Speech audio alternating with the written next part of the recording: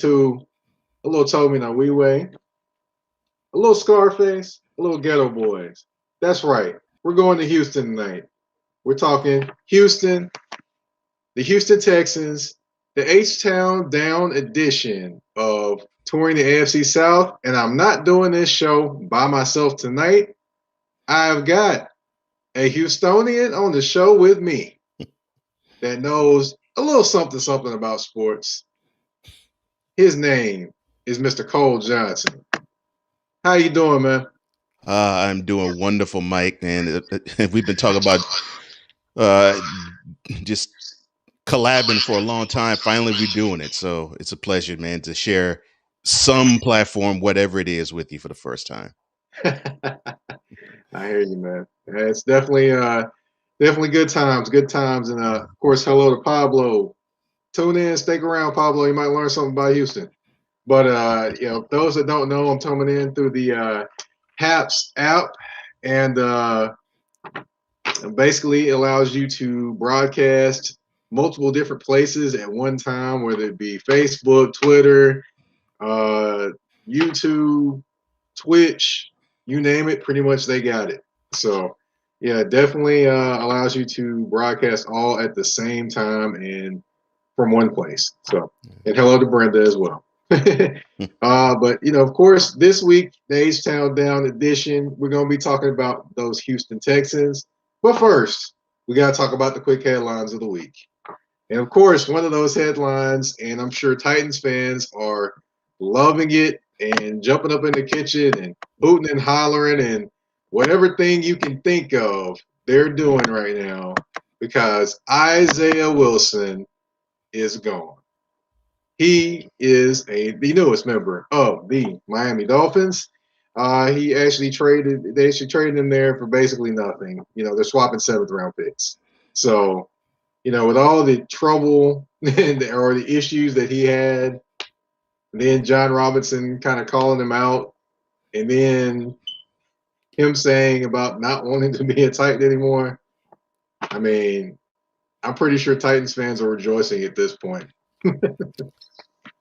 And the fact that they had a successful season in spite of that just tells you how little they needed him on the team. So I guess this is a wonderful move for the Titans. Right. And of course, this wasn't the only move for the Titans. Of course, the Titans did. Oh, I'm sorry. I didn't mention. I'm sorry. He did contribute a little bit to the team. He did contribute 4 snaps. So I got to give him that call. Wow. Okay, so he contributed a down basically for the whole year. Okay, I'm sorry. I'll give him that downs. But yeah, he gave me 4 snaps, and they were pretty much all on special teams with the field goal unit.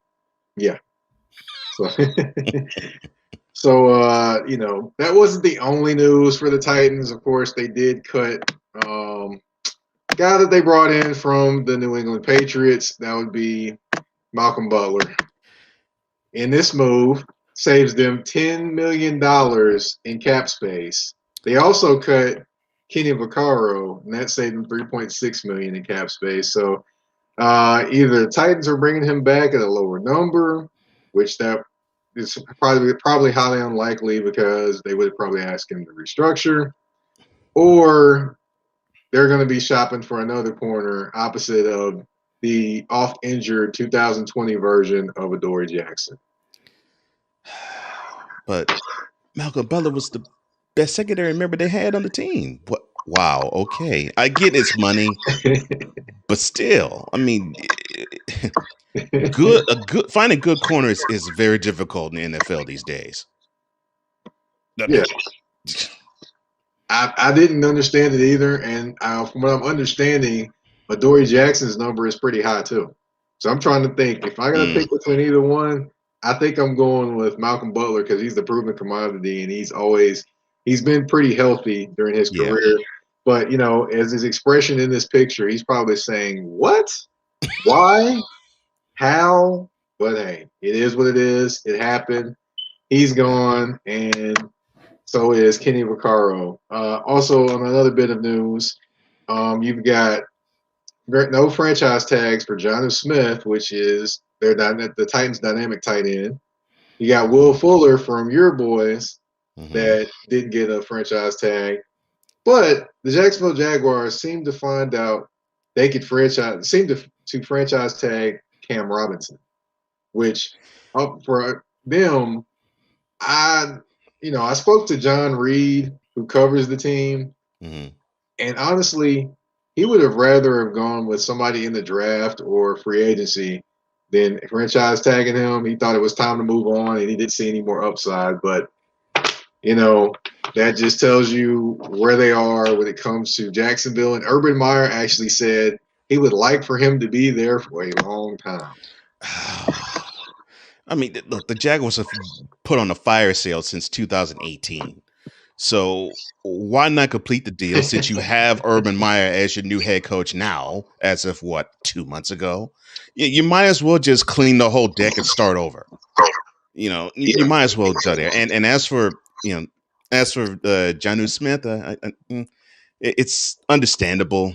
I can see why they wouldn't franchise tag them. It seems like Tannehill seems to have a tight end like relationship with AJ Brown anyway.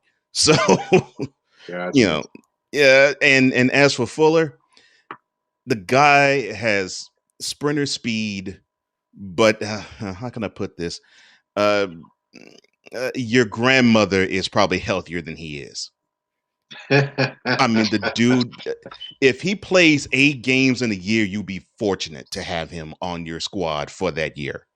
He is oft injured. So I am not surprised that the Titans and the Texans did not franchise tag those particular players. I would say I'm shocked that the Jaguars franchise tag Cam Robinson, but this is the Jaguars. I'm so sorry, Miss Karita Parks. But I mean,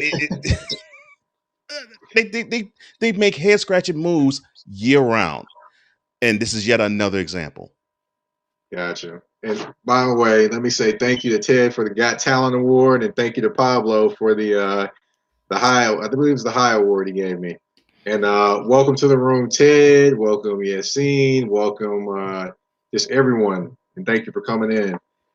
All right, we're gonna get down to business, I guess, and talk about the Houston Texans.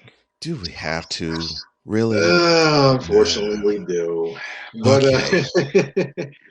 but one thing I'll tell you, of course, I've watched them and kept up with them. Not necessarily saying I'm a fan of them, Hmm. but of course, the David Carr days. You've got the David Carr, not Derek Carr. Derek Carr's in Oakland, folks. Right. But David Carr days, the where he looked shell shocked when he was taking hits in the backfield, to the days when Ryan Fitzpatrick was quarterback there for a minute, to Right. the forgettable Bill O'Brien days, which the Texans are still paying for now, Yes. which leads me up to the Nick Casario and David Culley marriage that's going on there now.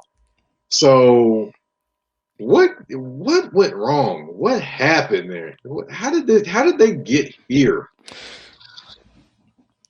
Okay. This is what's so angering, frustrating, and downright head hair pulling about the Texans, and it almost is a microcosm of Houston sports altogether.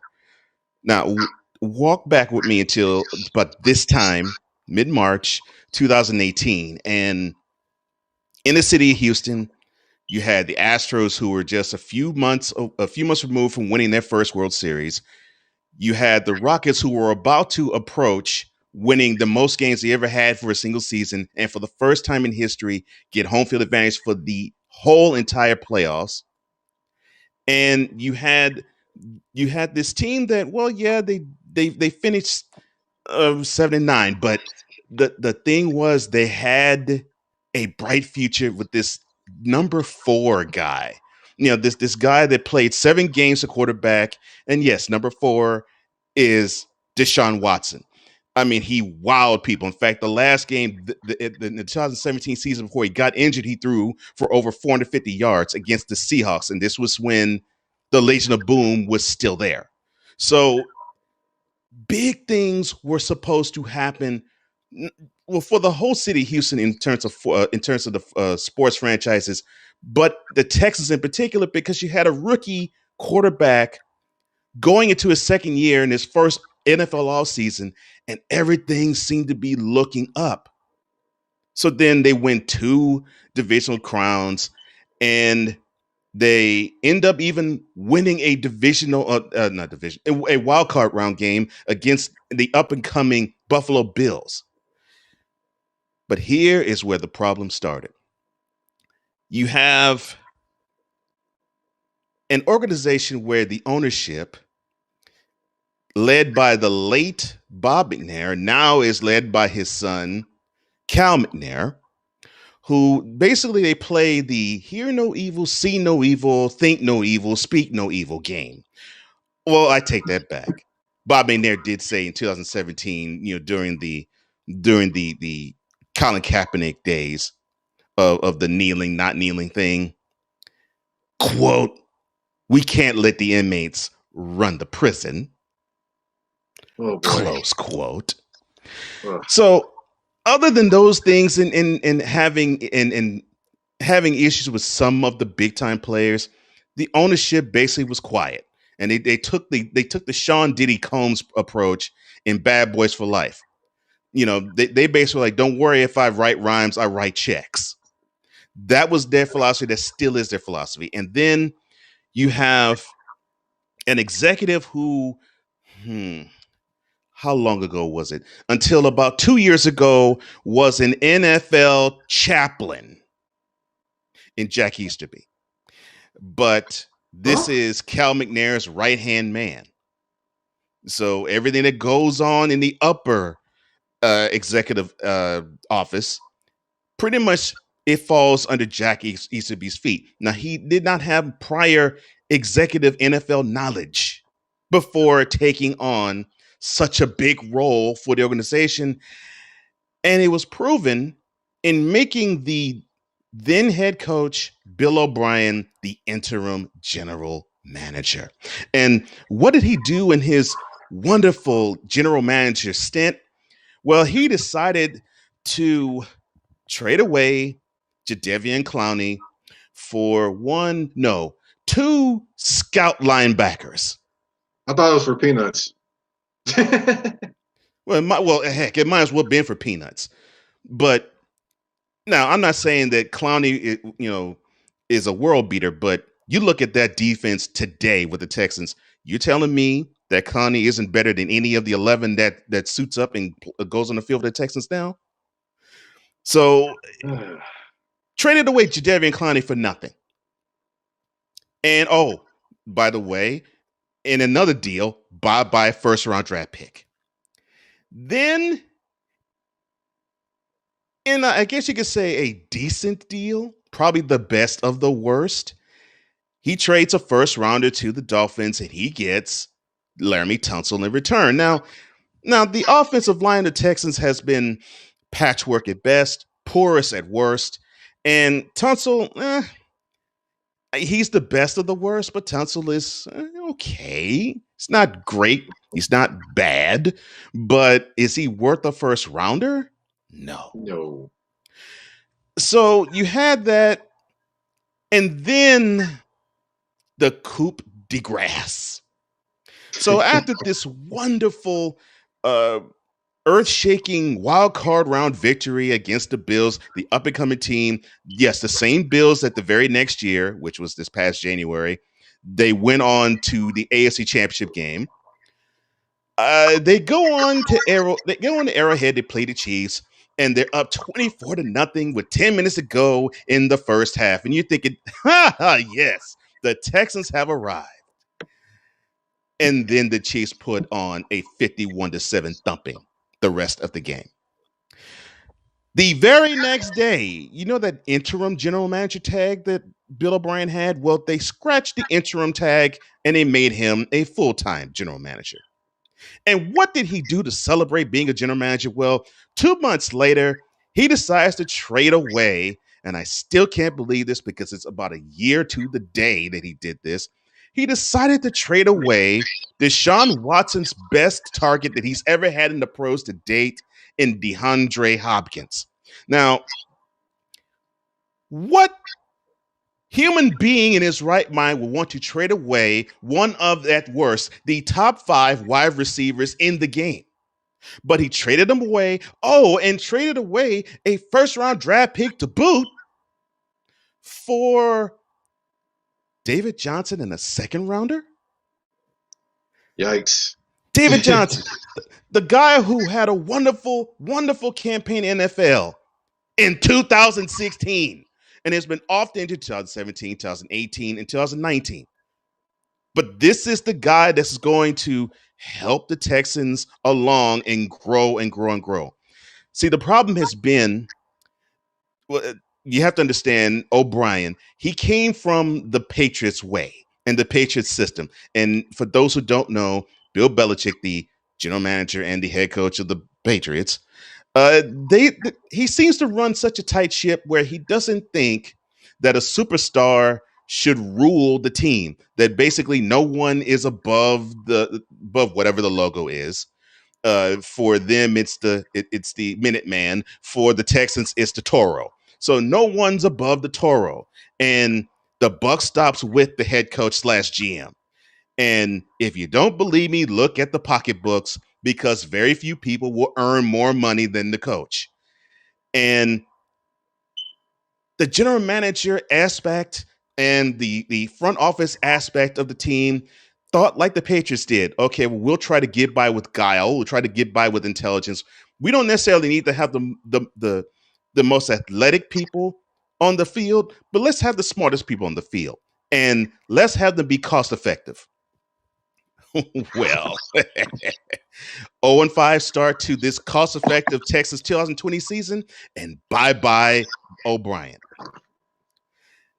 And that's been what it's been. It's just been an inept front office, and it's so inept, they put people who don't really belong in positions to run teams like they did with O'Brien.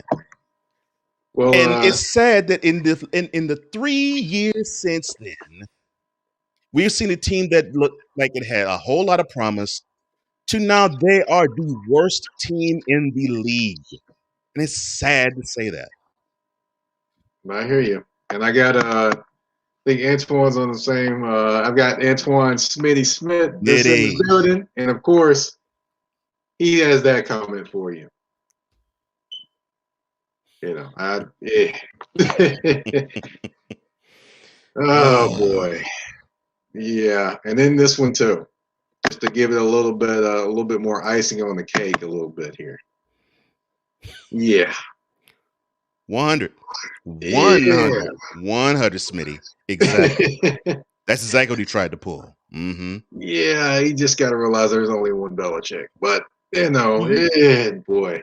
But hey, let's say on the bright side today, they restructured the contract in Brandon Cooks, and hey, they signed Mark Ingram. I'll give you that.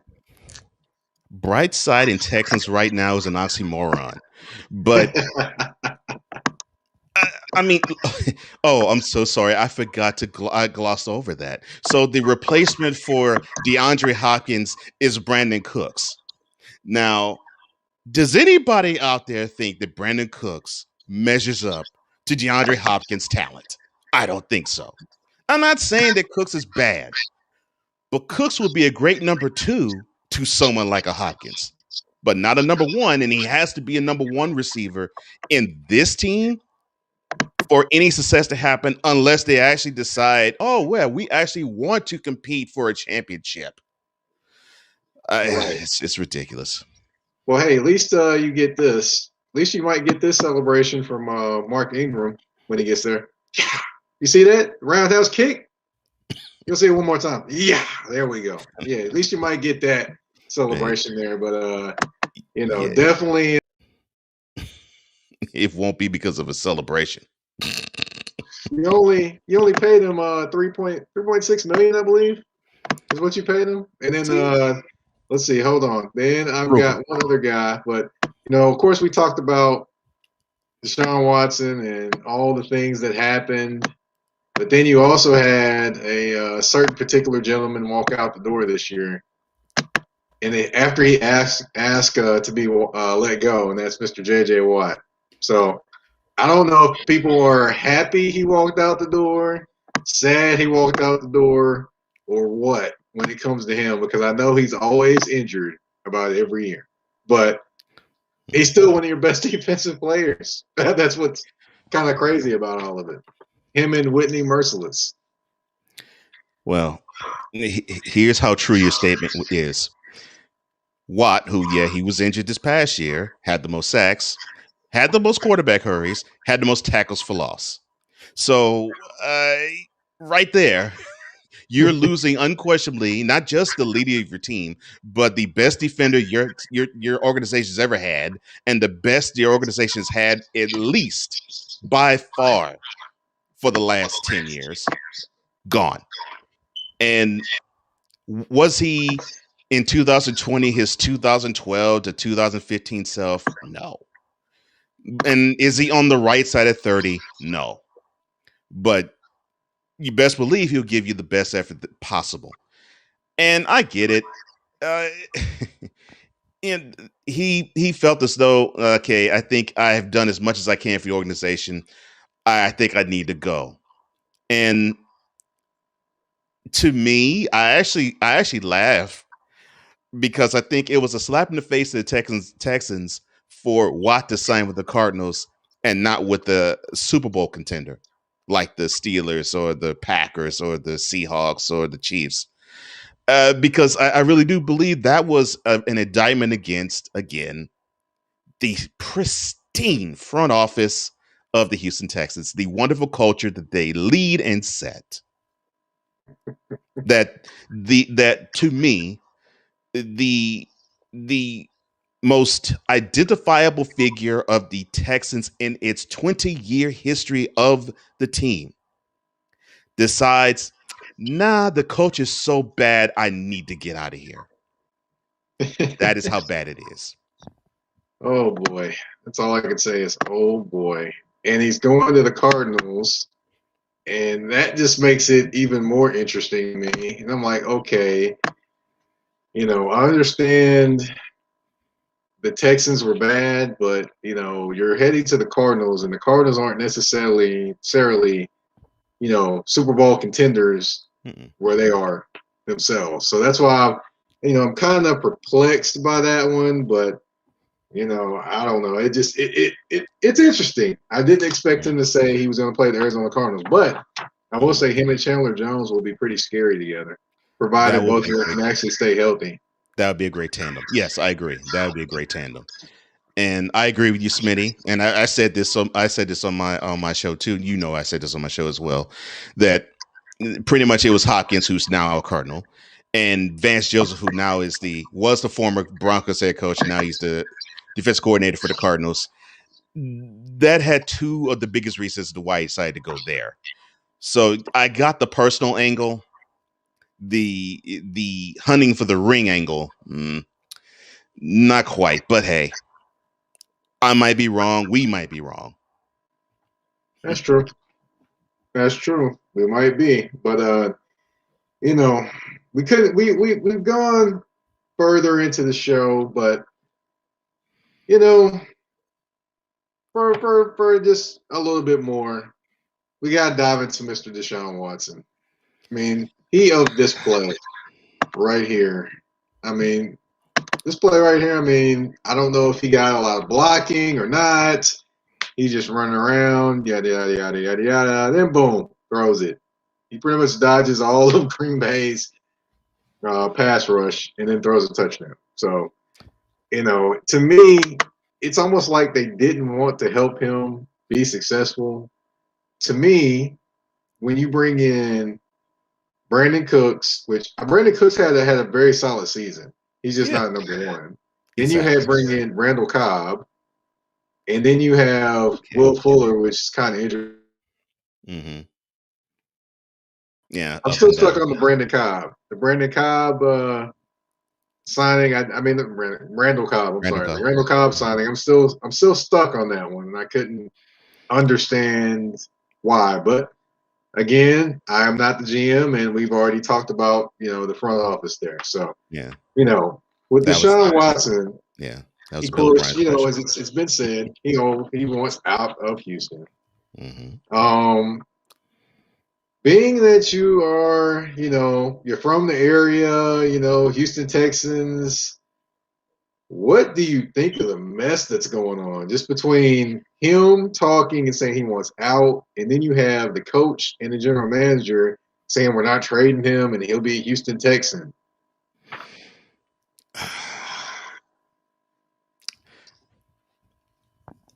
You know what the term cognitive dissonance is, right? Yeah. That is what we're seeing the Texans organization practicing right now. And they're trying to do it old school. You've heard certain comments like from former head coach Dick Vermeil and and Hall of Famer quarterback Brett Favre, which both of those have made me laugh. Both of them basically saying, "Well, wait a minute, these guys are being paid so much money that they shouldn't have anything to complain about. What's to complain about? Just go ahead and play and don't complain. And if he actually wants to be part of the team, he doesn't have to be. The owners don't even they don't even owe him that." Here's the thing: Deshaun didn't ask for that. But when you have the owner in Cal McNair take you out to dinner and say the following words to you, okay, Deshaun, you are our franchise quarterback, and we want to build this team around you. So, uh, in the upcoming months, when we decide to pick the general manager and the head coach of the team, we want your input. You're walking out the restaurant. What are you thinking? You're thinking, oh, okay. It looks like the organization really wants my input. And look, I just re-upped. I just signed an extension on this team. So okay, let's go. I'm good with that. And then you proceed to see the team pick a head coach without your recommendation, and pick a general manager also without your recommendation. Just ignored you in the whole process. That's going to leave anybody a bit salty.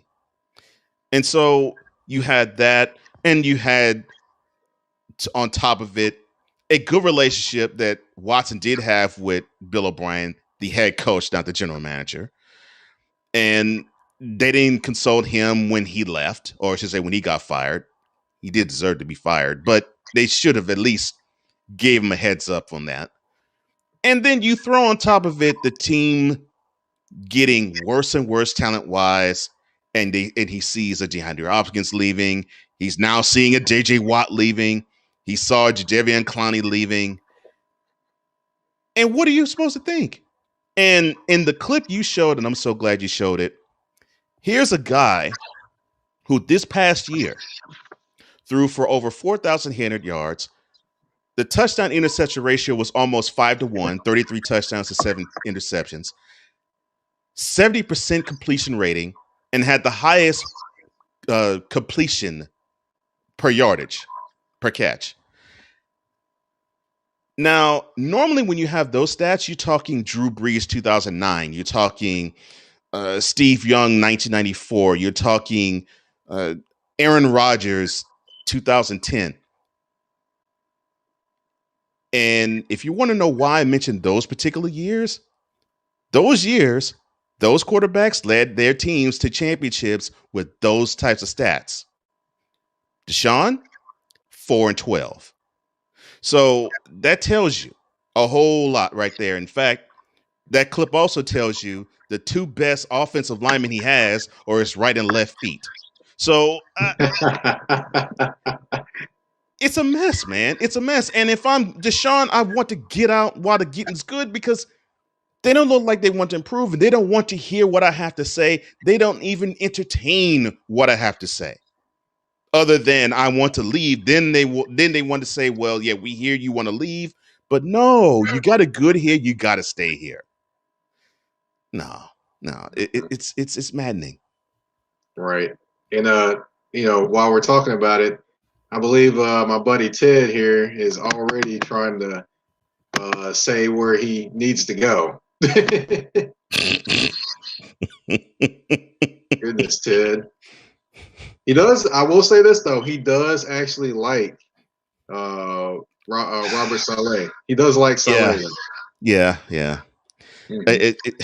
But that's the only thing that he's to like there. I'm sorry. I if I were the Jets, I wouldn't do that because if you thought stuff was not sweet is not sweet with Sam Darnold, you think it's going to be much sweeter with Deshaun Watson with just as little talent as they have now, and they got to give up talent to get him and draft picks. That's tough. That's tough. They do got money. That's the They only throw thing they money have. at it. Yeah, that's the only thing they have. Money and the head coach. One of the head coaches that he told that he submitted to the organization that he would want the Texans to sign because Salah was one of them. Hmm. Right. Right. Definitely. And I'm still trying to figure out the Carolina Panthers angle because a lot of people I saw those rumors start popping up everywhere, and I'm like, okay, did y'all not listen to Nashina Quick when she said that it probably wouldn't be happening because he's tight with Cam Newton? I mean, did anybody hear that? I know I didn't hear that just by myself, but yeah, that's why I don't think he's going there. Or Oh, he definitely not going yeah, there. so it is what it is. But yeah. Well, we'll ask you, man. As far, I'm just gonna go ahead and ask you now. I was gonna save this to the last question, but when 2021 starts, Hmm. Deshaun Watson will be playing for who and why? Nobody. He'll be Ah, playing for nobody. Why? Because he'll still be on the Texans roster. I really do believe the Texans want to be stubborn and hold fast and hold firm. And I believe Deshaun is going to hold firm too. And I think he's going to take it to the part where he's going to be sitting at home for the 2021 season telling the Texans, look, I'm serious. I'm not playing another down for you. And the Texans, they want to call his bluff, but I don't think that Watson's bluffing. And be prepared. I think we're about to see Le'Veon Bell 2.0 for the exception of he won't be franchised at the end of the year, and he's not franchised now. That's the only difference. But outside of that, you're gonna see a world class football talent sit due to principle, and it's going to be an absolute shame for us, the football fan slash journalist slash media who covers teams and covers the league. This talent who proved that he can be on the same level as a Patrick Mahomes and Aaron Rodgers and any other elite quarterback that you can name, he will not set foot on the field because the team he currently is on is too stubborn to realize they will not get it because they don't get it. They don't care to get it. And it's going to handicap their team further, and unfortunately, it's going to handicap him further. yeah, yeah. I'll say this when it comes to Deshaun Watson. One thing I did pay attention to and read recently is that on June 1st, his contract becomes a little bit lighter in terms of the cap hit for the Houston Texans. So Mm-hmm. it's roughly about $6 million lighter. So in my thinking, I'm thinking after June 1st, if he's not showing up, not returning calls, and continues to say what he's been saying and do what he's been doing, Mm-hmm. that after June 1st, they're going to consider trading him then.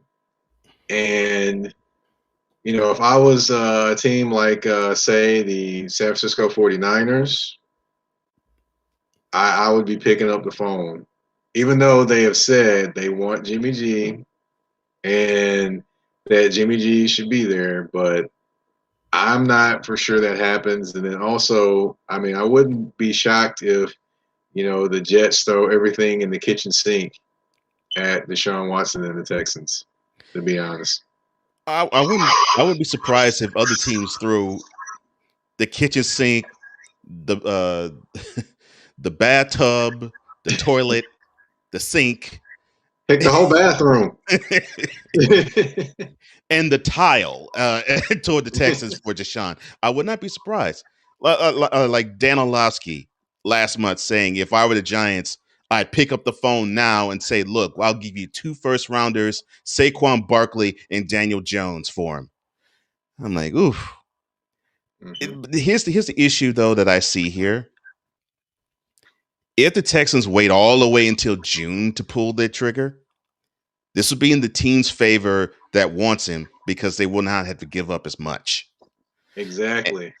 And if the Texans want to deal him now, you already have proof of a deal that took place between the Lions and the Rams, and I still can't believe when I say this out loud that this happened. That back in January, the Rams got Matthew Stafford, but they traded Jared Goff and 2 first rounders. And I'm thinking, Matthew Stafford's worth that? So if a 32-year-old quarterback who was middle of the road and middle of the pack, and I do like Matthew Stafford, but Deshaun Watson in talent, he's not. But if Matthew Stafford is commanding that in January, don't you think that Deshaun will command more in March? And if you're the Texans, this would be something that you would need because you probably need to scrap it all and start over because the rest of the team looks like it's scrapped and is starting over anyway. So they're hurting themselves. They're hurting themselves not to deal them away. And I don't want to see it. Unfortunately, it's got to happen because the team's in disarray and they're hurting one of the best talents in the league in doing so. And it's funny you mentioned June. The Texans would be losing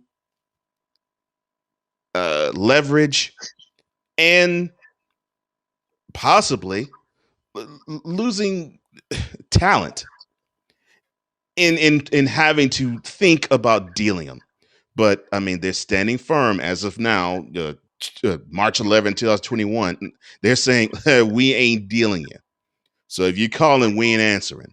I want to see Dick Casario, the new general manager of the Texans. I want to see you turn this trick.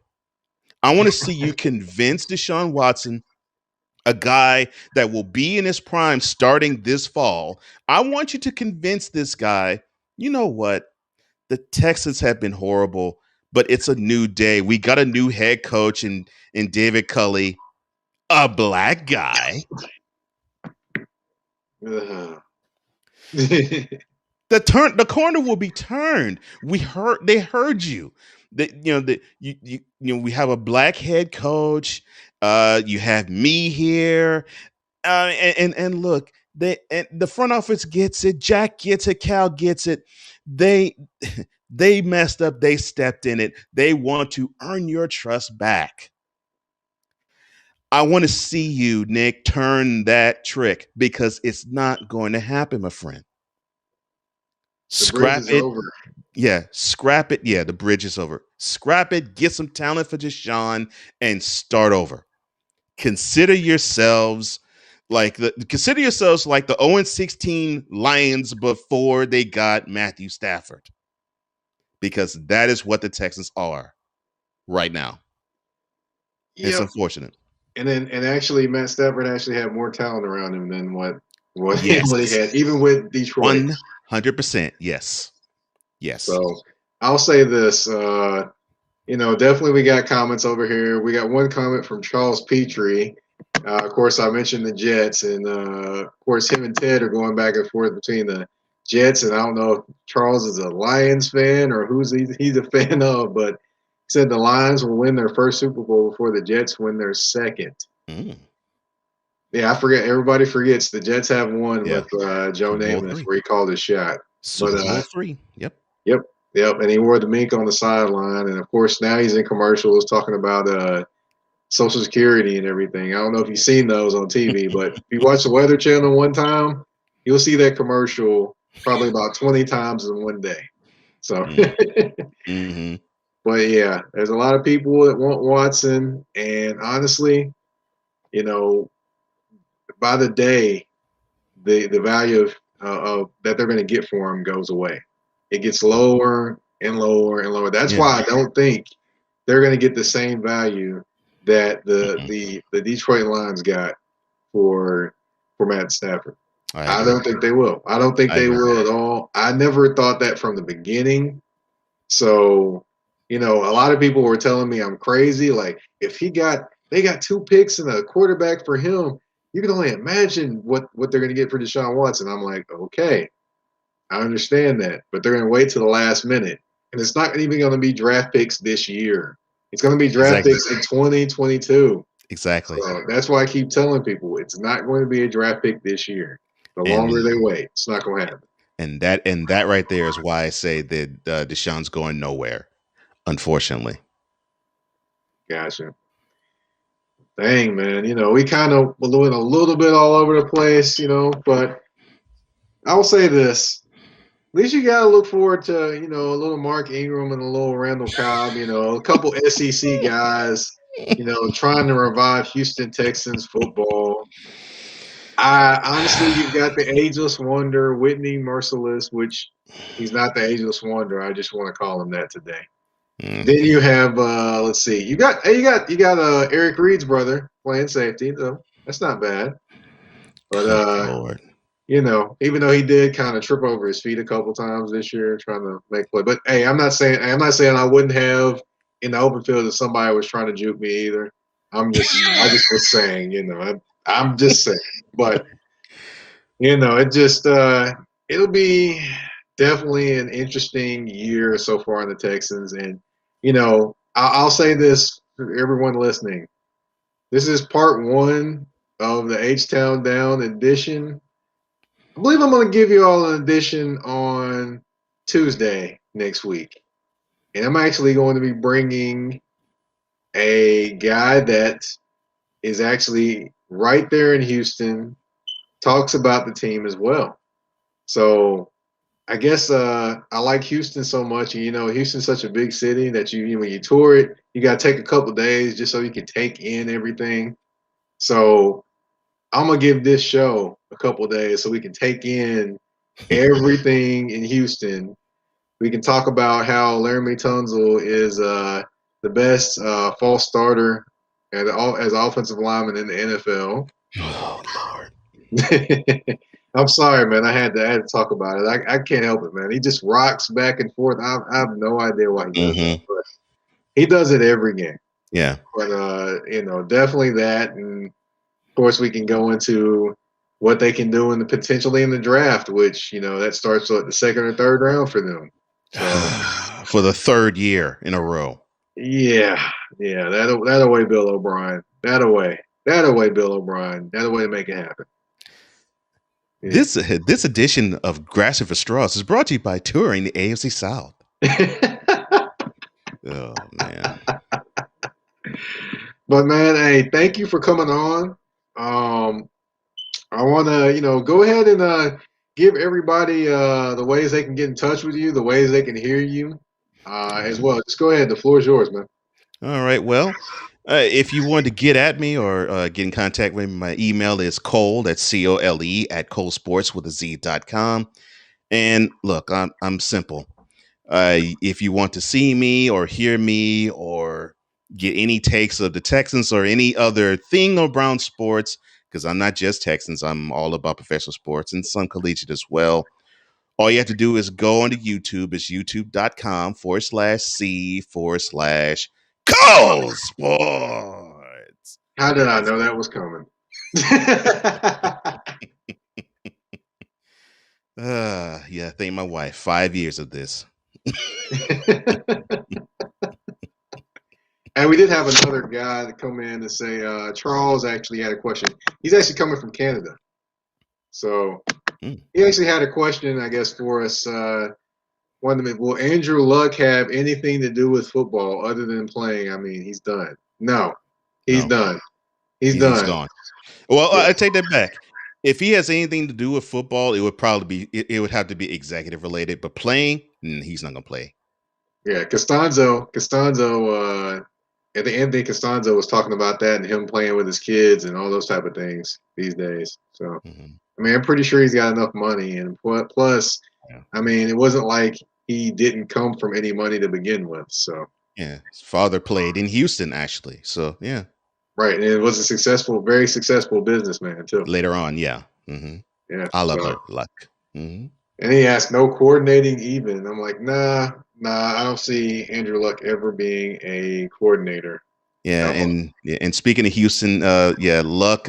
He came from Stafford, and Stafford, Texas, not a poor place. Oh man, Not a poor place at all. where exactly is that anyway? Stafford is about 10, I'd say about 10 miles southwest of the of Houston city limits. And if you're going downtown or coming from downtown, it would be about maybe a 30-ish, maybe 35-minute drive there Gotcha. from downtown to there. Yeah. Gotcha. I'm trying to figure out. I was like, Houston. I haven't really been down there since I was a kid, so I'm trying to get a lay of the area. Of course, when I go down there at one point, I got to go at least see Port Arthur because that's the home of UGK, one Yeah. of the best rap groups ever. So Hmm. that's it. But I just want to thank everybody for tuning in tonight. Thank you for asking questions. I apologize if I didn't get to all of them. Thank you again, Cole, for coming on. Thank you, Mike. Um, and if you can find me on Twitter at Mike Patton 82. You can find me on Facebook. You can find me on writing on the Titans for the 3pointconversion.com. That's the number 3pointconversion.com. As well as LA was in here earlier, and of course Danny. Of course, my guy Ted was in the comments. Thank you for commenting, Charles, Antoine. Thank you for the award, Ted. Thank you for the Appreciate You award. But yeah, just thank you everyone that tuned in tonight. Thank you for your questions, comments. I'm pretty sure Cole appreciated it too. And Yeah. I guess this was like a form of therapy for you tonight to talk about the Houston Texans in a sense. In the words of John Cena.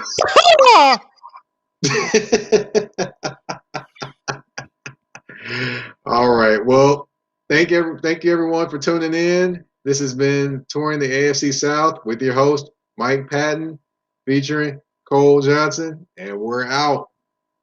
Have a great night.